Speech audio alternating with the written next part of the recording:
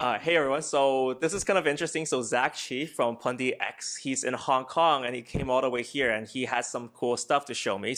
First of all, why are you in Hong Kong? What are you guys doing here? Yeah, so we came over to Hong Kong over the weekend to shoot a documentary film. Right. The film is about cryptocurrency and block. We're all here in Genesis Block in Wan Chai in Hong Kong. So we're doing a little bit of a meetup. This is a Bitcoin Center-like area. So Zach came here and he said he had some cool stuff to show me. So before we get into the stuff, what is Pundi? Let's just go to the very beginning. What is Pundi? What do you guys want to do? Right, so Pundi, the meaning of Pundi is actually a wallet in Indonesian. Okay. So what we want to do is that we want to allow people to be able to acquire Bitcoin or any cryptocurrency very easily. Because I mean, today you and me, we have Bitcoins, and we buy it from exchanges, but not everyone knows how to buy to do this. Right. So the process to a lot of people is extremely complicated. So we want to democratize the process by allowing anyone to just buy cryptocurrency like they buy mineral water. Okay. Yeah. Okay. Yeah. Right. So it's kind of funny where it's talking about it here because they have ATMs here, but still, this is just one center in Hong Kong, and just like they have to be like kind of pushed to find where various centers are around the world. But you want to make it more convenient. Right. So how do you want to do that? What's the process of making do that? Right. So I think you mentioned a very good point.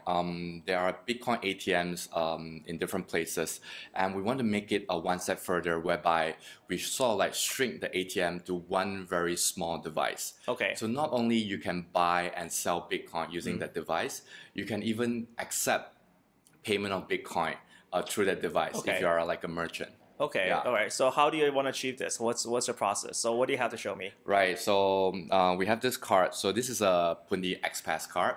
So this is a card that allows us to buy cryptocurrency through the exposed device. Okay. And what we want to essentially do is to support different crypto cards. Because right now there's a big problem with crypto cards. Right. So we have Visa cards, we have 10x coming up. So you want to be able to support something like that and be able to like allow people to combine the technologies together, I guess, in a sense. Yeah, we want to allow different crypto cards to work on our device because essentially our proposition is allowing crypto cards to be used everywhere without inhibition. Okay, so I have this card, you have the ATM set up, so what can we do now?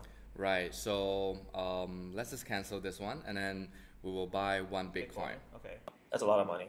Yeah. 9,000 US. So I'm going to give you 9,000 US dollars, right? That's the idea. So I'll have to like physically hand you 9,000 US dollars. I have my card here, and then...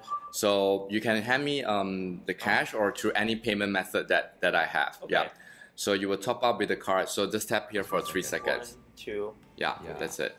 Okay. Yeah. So here you go. You have bought yourself a Bitcoin. Cool. Yeah. Yay, I have a Bitcoin on my card now. Yeah. And then now I can spend it on the app or how do I spend it? Yeah. So you can spend it on the app. So for example, you want to buy a coffee. Right. So what you can do is that you go to the store next door. Right. So the store has also the exposed device. Right. So say for example, I want to buy coffee. Okay, so $1 for coffee. Let's say pre-inflation prices $1 for coffee. All right, that's so possible, right? Yeah. So now this card has a Bitcoin stored inside, or I can check it on the app. And then now, if I want to spend it with this card, I can just go to any merchant that has this device as well. Yes, correct. Okay. So say for example, you want to buy $1 of coffee, right? Yeah. So what you can do is that you can just tap on. So you can choose which cryptocurrency that you want to pay with. Yeah. Bitcoin. Yeah, and then I'll press OK for 3 seconds. Oh, and you have to enter your password. Okay, what's my password? I think it's 000. Okay, I don't want to tell anyone that. Right. Yeah, that's like 50 Bitcoins. Boom! All right. Yeah, so that's it. Oh, nice. So you have bought a Bitcoin and you have spent Bitcoin buying coffee. Oh, awesome. Yeah. Cool. So it has a clip here. So it's basically a point of service POS machine. And so you expect merchants to buy this. So is that the aim? Is like a grand goal? Yeah, so I mean, what we want to do is our objective is to roll out as many devices as possible globally.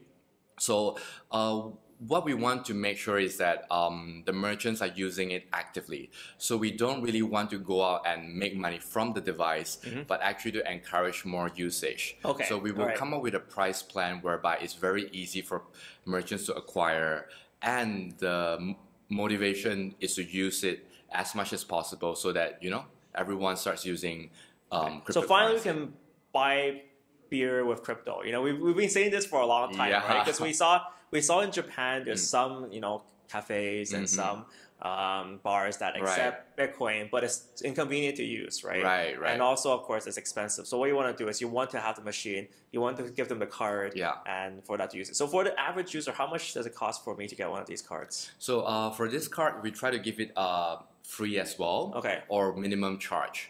Yeah, because essentially, if you use it and you are part of the ecosystem, you will benefit everyone. And from the objective of our ICO, the proceeds that we raise is actually to try to fund more of the device and more of this card. So the price that we will have for the card and the device is actually minimal. And the objective is to really get serious people to use it. Okay, which countries can I buy this card? Because is it Visa? It's not Visa, right? Yeah, it's not Visa. So this is a pure blockchain pure payment. Blockchain. Because now one of the challenges that we have is that crypto cards has to live on top of Visa. So that is not fun, right? And we know what happened with 10X. I mean, I got my 10X card canceled actually, so I can no longer. Like I just went to the store and I kind of use it. It was stupid. But so you don't want, it's not connected to, it's just blockchain only. So it cannot go global then. Like, is it easier for you to policy wise to go international and start spending that? Right. So for example, when different crypto cards starts working with this one, so the crypto cards can start functioning again. And for a normal regular person to buy Bitcoin using different crypto cards, that person is actually not limited to just paying fiat. I mean, the person can also pay with Visa because a merchant obviously has the Visa payment channel already in his shop. So what we're trying to say is that just think of buying Bitcoin as buying mineral water in the shop. So whatever you can pay with the mineral water, you can pay to buy Bitcoin. The biggest drawback is that you can never reverse, right? So if the merchant gives the person Bitcoin and then the person claws back, then there's always a big problem. But you know, hopefully you can solve that with cash, and hopefully Visa has a way to deal with that in the future. So basically you have payment and basically receiving payment. So bars can have it, or people like sites like this can eventually have a technology like this too. How many of these machines do you have made up so far? So by April, so which is a month from now, we're delivering 4,000 devices. So 4,000 devices will be shipped out to different parts of the world, and that's when things gets exciting. Nice. Hopefully we'll see that, and hopefully I'll get a chance to check out all your 4,000 devices. We would love to get you over there to our factories and take a look at the device rollout. So hopefully we'll have time to do that. Cheers. Cheers.